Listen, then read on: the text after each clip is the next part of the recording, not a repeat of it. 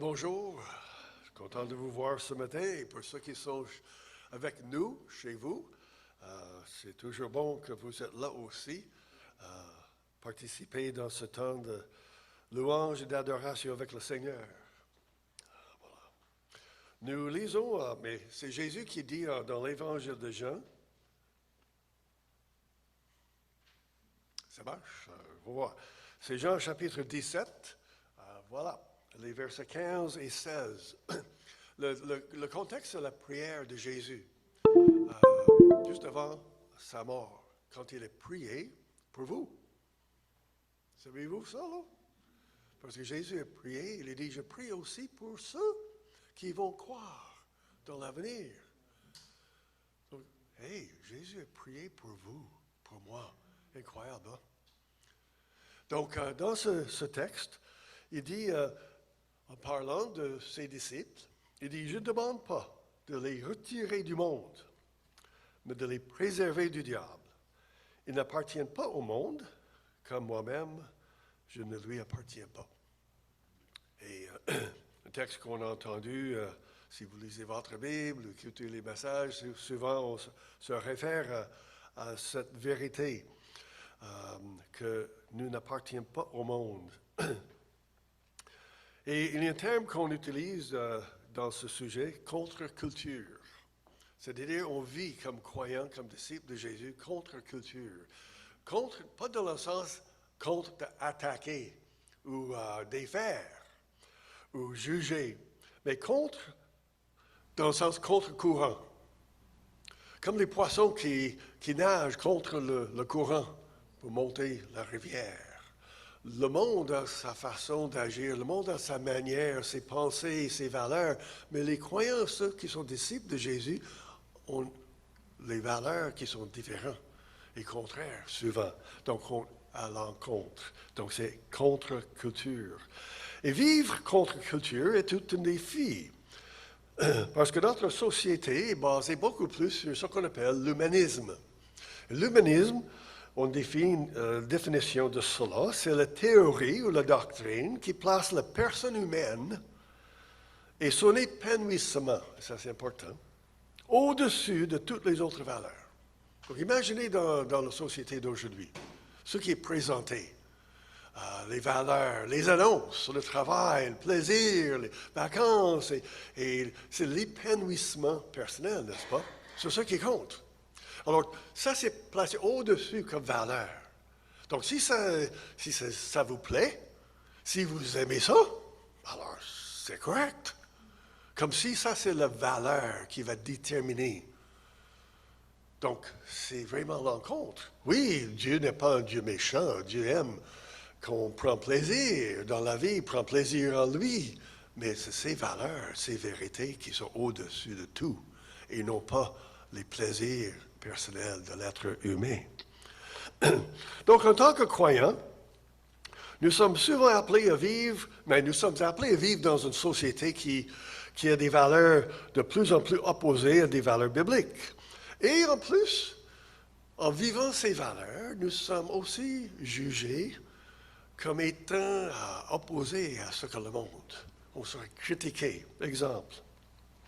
Parler contre l'avortement, défendre la vie des enfants avant leur naissance, et on est jugé comme étant contre les droits des femmes. Encourager la chasteté, attendre au mariage avant d'avoir des relations sexuelles, et on est considéré comme étant démodé, pas réaliste. Défendre la définition du mariage traditionnel et biblique, un homme et une femme, et on est accusé de l'homophobie. Haïr les homosexuels. Proclamer avec amour qu'il y a un seul chemin à Dieu, par la foi en Jésus, comme il l'a dit lui-même, on est traité comme sectaire et intolérant envers les gens d'autres religions. Exprimer sa croyance qu'il est un créateur, qu'il est un être intelligent pour expliquer notre monde, la création, et on risque à perdre sa crédibilité, surtout si on travaille dans le monde académique. Donc, on peut croire quelque chose contre ce que le monde, mais ce n'est pas seulement croire que ce qui est différent, nous sommes jugés et critiqués, attaqués pour cela. Alors, comment vivre sa foi dans un milieu de plus en plus contre ou opposé à la foi chrétienne?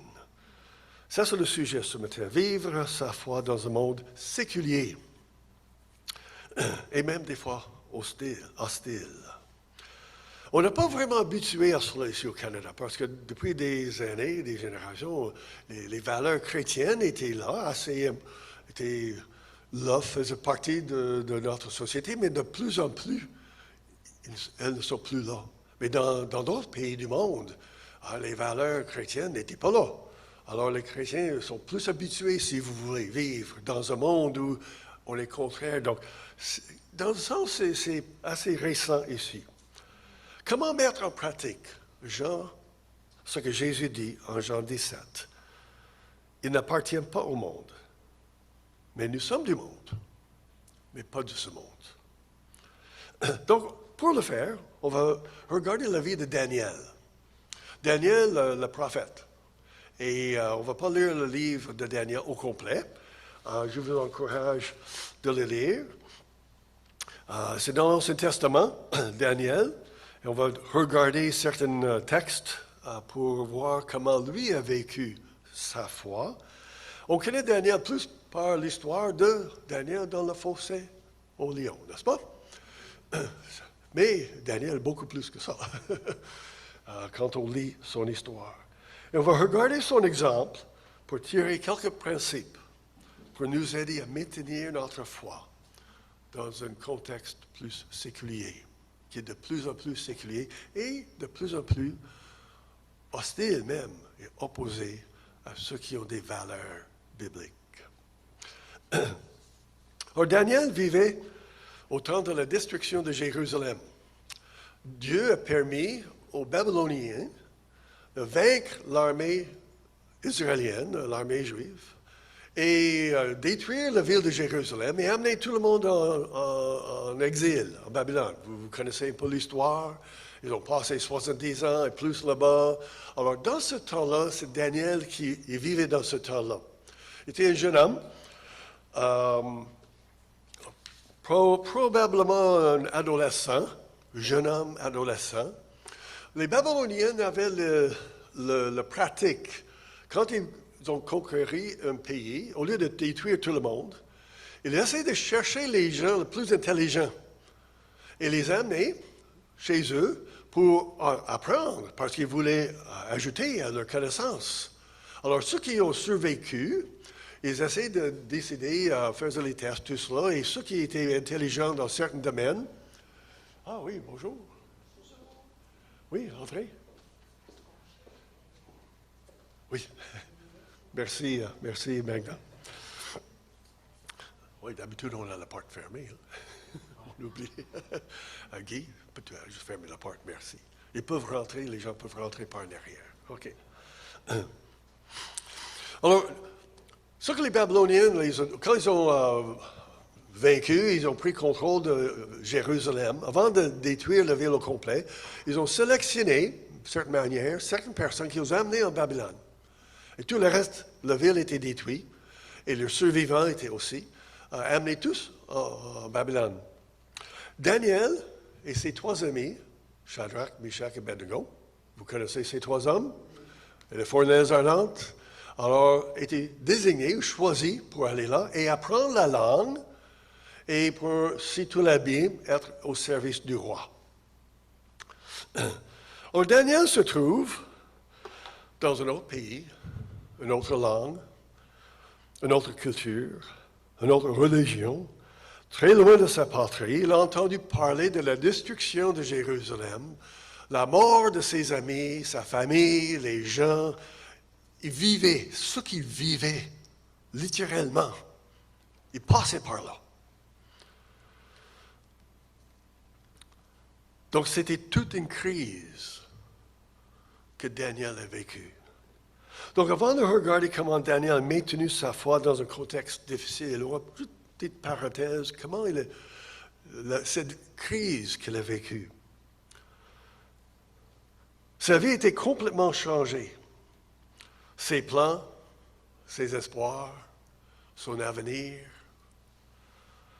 Mais malgré cela, Voilà un homme qui a choisi de maintenir sa foi en Dieu. Garder sa foi en Dieu. Donc ma question pour nous, comment réagissons-nous quand nous vivons des moments de crise?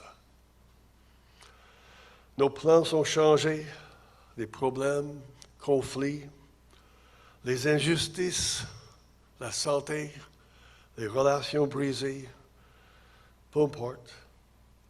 Et les crises de la vie font partie de la vie. Écoute, ça arrive, hein, des choses en dehors de notre contrôle, ou des fois même, on a joué un rôle là-dedans. Personne n'est à l'abri. Mais les crises, ces moments difficiles sont une occasion, soit pour renforcer notre foi, ou nous faire abandonner. Ce qu'on voit. Je ne sais pas si vous avez entendu parler de Charles Templeton. Dans les années 50, il était un évangéliste avec Billy Graham. Quand Billy Graham a commencé son ministère dans les années 50, Charles Templeton a été un des évangélistes avec Billy Graham. Un accident est arrivé, son jeune fils est mort. Il commence à questionner Dieu, sa foi en Dieu, pour finalement rejeter le salut en Jésus, les enseignements bibliques, il est devenu ce qu'on appelle agnostique. Il a même dénoncé les vérités fondamentales chrétiennes. Vous avez entendu parler certainement de Stephen Curtis Chapman, un musicien américain qui écrit en anglais, sont les chants en anglais, beaucoup de chants de louange, et même on chante quelques-uns de ces chants traduits en français. Très, très bien connu pour musique de louange et d'adoration. En 2008, sa fille, Maria, de 5 ans, est morte dans l'entrée de sa maison quand elle a été frappée par l'auto conduit par son fils ado. Oui, aïe, aïe, aïe. Mais Stephen et sa femme ont continué de croire en Dieu et continuent à composer les chants de louange et d'adoration que nous chantons des fois. Comment allons-nous réagir? Comment réagissons-nous présentement quand on fait face aux problèmes et des crises dans la vie? Comment allons-nous continuer à maintenir notre foi en Dieu malgré les circonstances difficiles? L'histoire de Daniel, quand on lit son histoire, ne révèle pas comment il est fait. La procédure, les étapes, ce qu'il a vécu, les souffrances et le haut et le bas, on ne donne pas ces détails-là. Mais on sait, par la manière qu'il a vécu sa vie, qu'il a maintenu sa foi. Facilement, je ne pense pas. Mais il est arrivé à dire, oui, je crois en Dieu et je continue à croire en Dieu. Il a fait confiance en Dieu. Comme le prophète Jérémie, vous connaissez le prophète Jérémie qu'on appelle le prophète pleurant, parce qu'il pleurait tellement. Alors, Jérémie vivait au même temps que Daniel. Daniel était un jeune homme, Jérémie était un prophète assez vieux, et il était amené aussi en exil. Il écrit le livre de Jérémie, vous pouvez le lire, mais les versets qu'on connaît très bien de Jérémie, en lamentation. Oh, souviens-toi de mon humiliation, de ma vie errante, du poisson de l'absinthe dont je suis abreuvé. Sans cesse, je m'en souviens et j'en suis abattu. Mais voici la pensée que je me rappelle à moi-même, la raison pour laquelle j'aurai de l'espérance. Voyez-vous comment il décrit sa vie? Poison, l'absinthe. L'absinthe, c'est une plante amère. Je suis abreuvé. Touchez son âme. Qu'est-ce qui lui donne l'espérance? Les bontés de l'Éternel ne sont pas à leur terme. Ses tendresses ne sont pas épuisées. Chaque matin, elles se renouvellent. Oui, ta fidélité est grande. J'ai dit, l'Éternel est mon bien. C'est pourquoi je compte sur lui. Même temps que Daniel. Même temps. Donc, juste une exhortation pour nous tous au sujet des moments difficiles qui nous arrivent dans la vie. Alors Daniel se trouvait dans un pays où il devait vivre et travailler dans un contexte où les gens ne partageaient pas du tout sa foi ou ses croyances. Donc, on va voir quelques principes regardant sa vie. Le premier principe, Daniel a pris position sans compter les conséquences. Il a pris position. Et on voit ça, Daniel chapitre 1, le verset 8.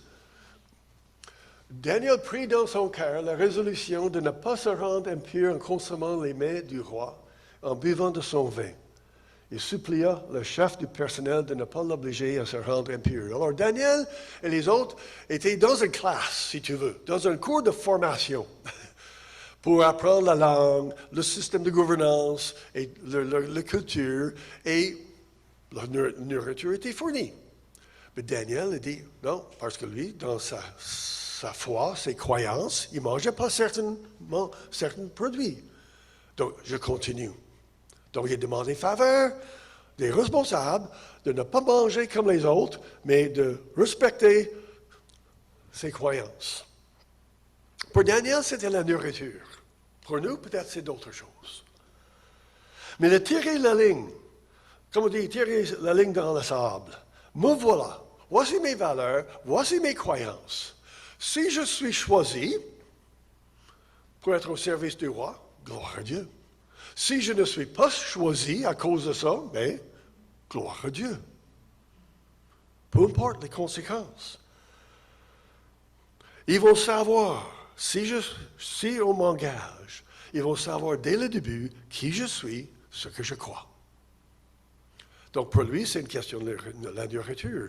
Pour nous, aujourd'hui, dans votre milieu de travail, école, et les amis, peut-être c'est d'autres sujets. Mais on tire la ligne. On dit, me voilà, voici mes croyances. Donc, c'était important pour Daniel, au début, de faire cela.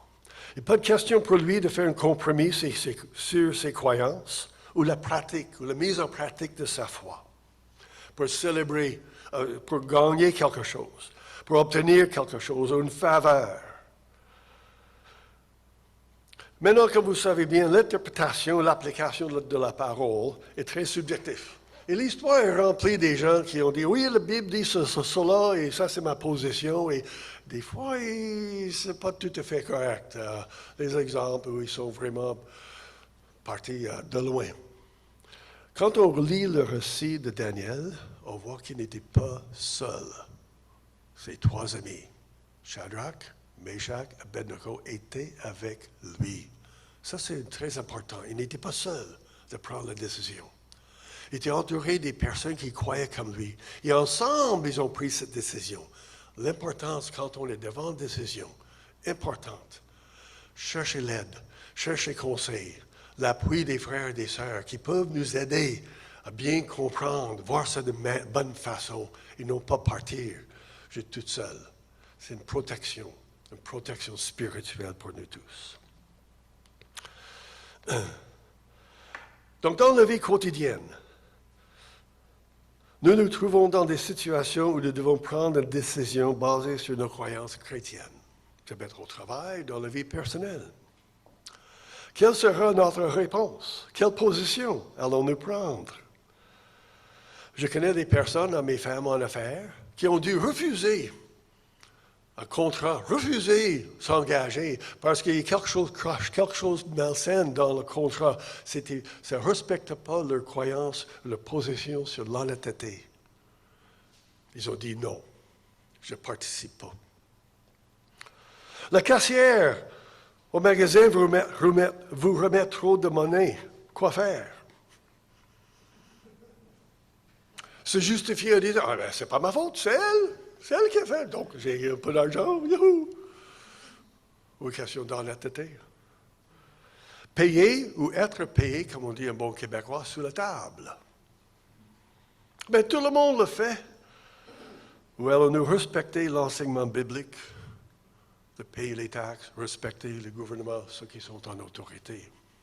C'est aussi important ça que Daniel et sa nourriture. Ou être honnête pour un homme d'affaires ou femme d'affaires. Voyez-vous, des exemples très pratiques de la vie où on doit prendre position. Et on continue.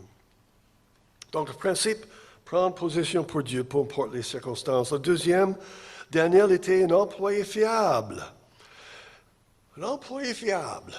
Intéressant. Quand on pense sur comment vivre comme disciple de Jésus dans un contexte séculier, on va penser d'abord aux choses spirituelles, n'est-ce pas? La prière, la Bible, mémoriser les versets bibliques, tout cela. Mais être un employé fiable est aussi important pour honorer Dieu que mémoriser les versets bibliques. Voici quelques textes. Maintenant, Daniel a complété une partie de la formation avec ses amis. Et donc, ils ont fait une évaluation des résultats de sa vie. Chaque fois que le roi les consultait sur une question exigeante de la sagesse et du discernement, il les trouvait 10 fois supérieurs à tous les mages et magiciens de son royaume. Daniel demeura à la cour de Babylone jusqu'à la première année du règne du roi Cyrus. Or, Daniel se montrait plus capable que les autres ministres et tous les satrapes parce qu'il avait en lui un esprit extraordinaire. C'est pourquoi le roi songeait à le mettre à la tête de tout le royaume.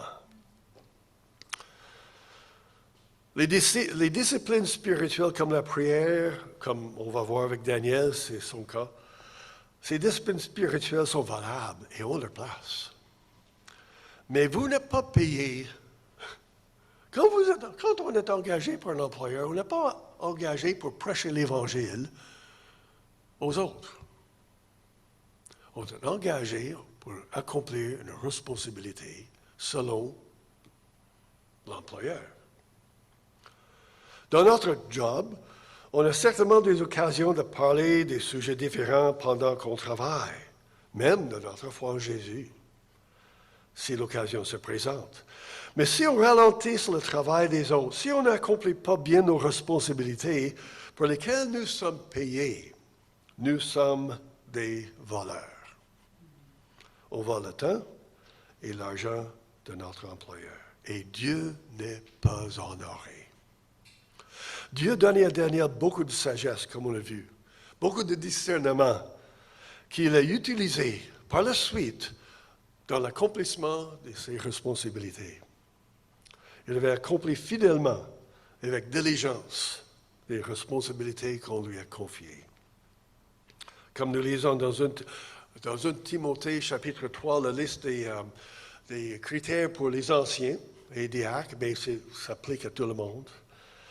Jouir d'une bonne réputation parmi ceux qui sont en dehors de l'Église. Et comment ça? C'est dans nos relations, au travail, les amis, contacts, tout cela. C'est pas juste entre nous, là. Une bonne réputation envers ceux qui sont en dehors. Et nous, que dira notre employeur au sujet de notre travail? Quelle réputation! Dieu nous donne tous de la sagesse, discernement, les dons, talents, capacités. Est-ce qu'on les utilise pour sa gloire et son honneur?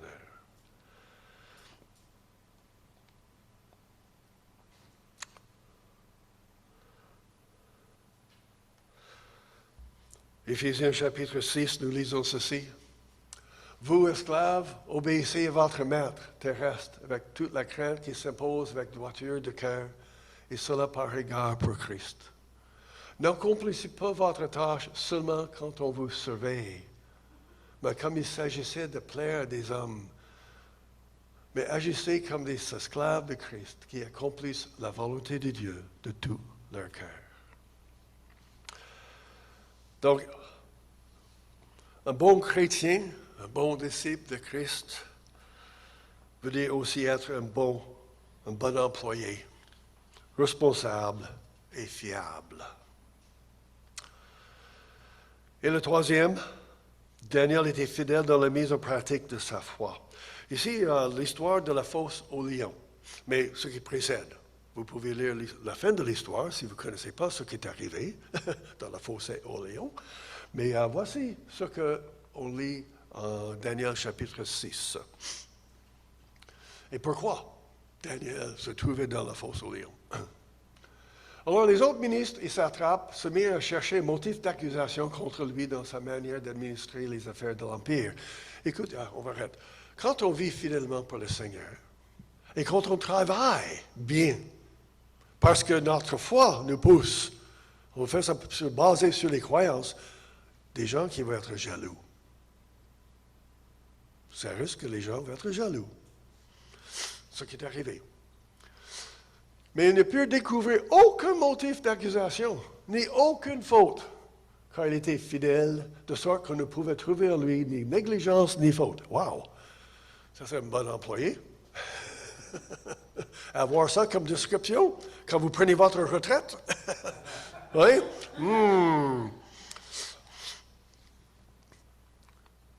Ces hommes-là conclurent donc, nous ne trouverons aucun motif d'accusation contre ce Daniel, à moins que ce soit en relation avec la loi de son Dieu.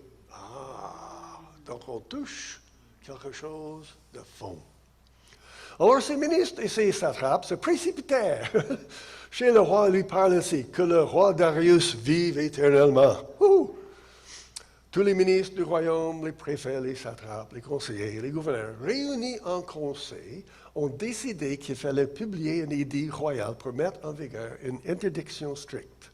Selon cet édit, quiconque, pendant les 30 jours qui suivent, adressera une prière à quelque dieu ou quelque homme que ce soit, si ce n'est à toi, Majesté, sera jeté dans la fosse au lion.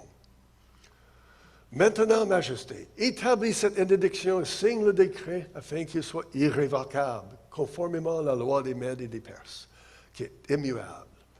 Là-dessus, le roi Darius signa le décret portant l'interdiction.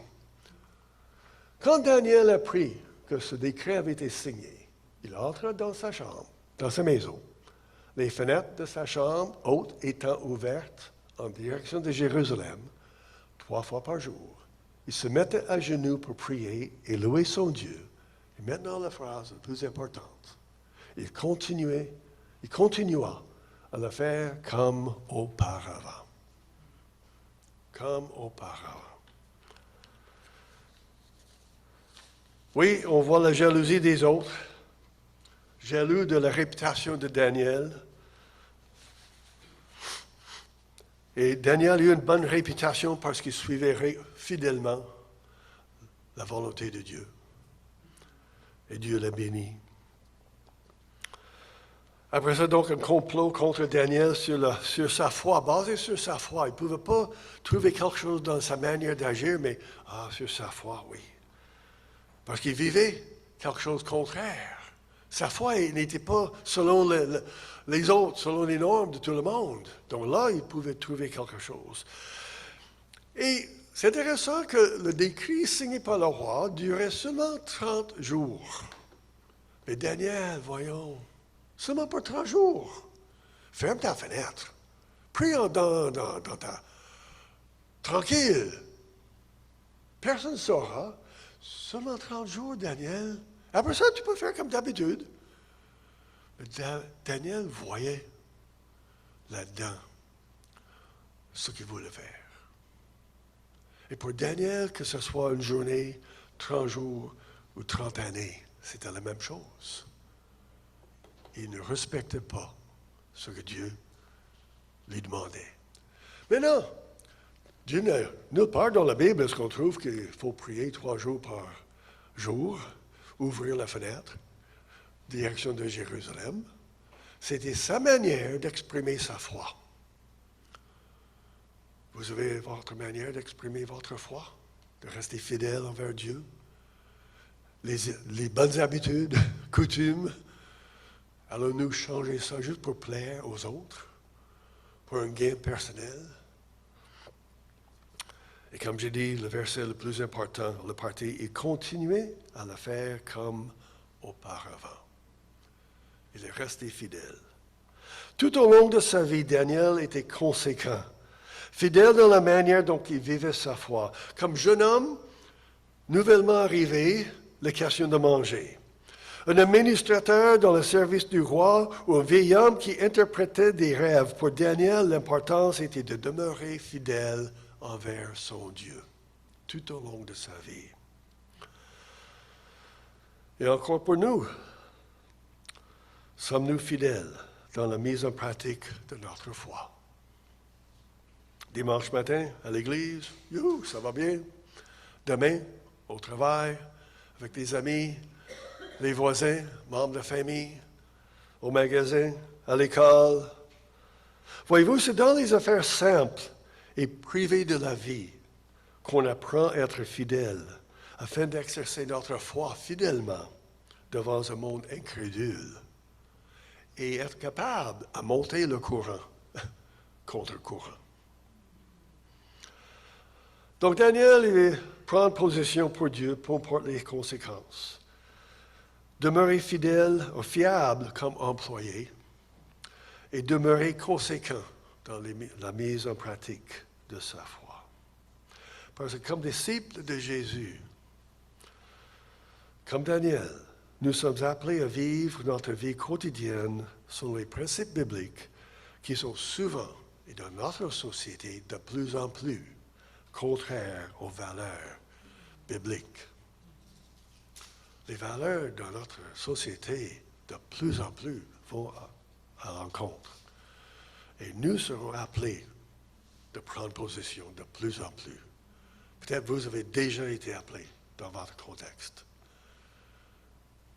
Mais ça s'en vient de plus en plus. Et sommes-nous prêts? Sommes-nous prêts à rester fidèles, conséquents? Comme nous lisons Colossiens chapitre 3. Quoi que vous fassiez, en parole ou en œuvre, faites tout au nom du Seigneur Jésus, en rendant grâce par lui à Dieu le Père. Amen. Prenons quelques moments de réflexion personnelle, de prière.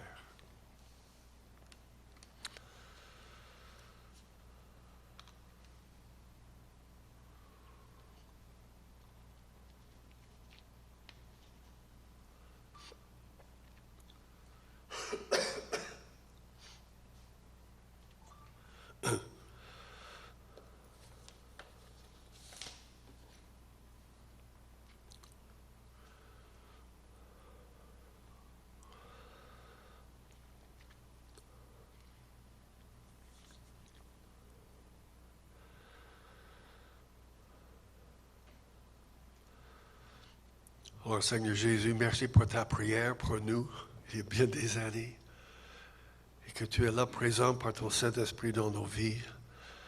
Quand on part d'ici, Seigneur, on va retourner dans le monde, comme on dit.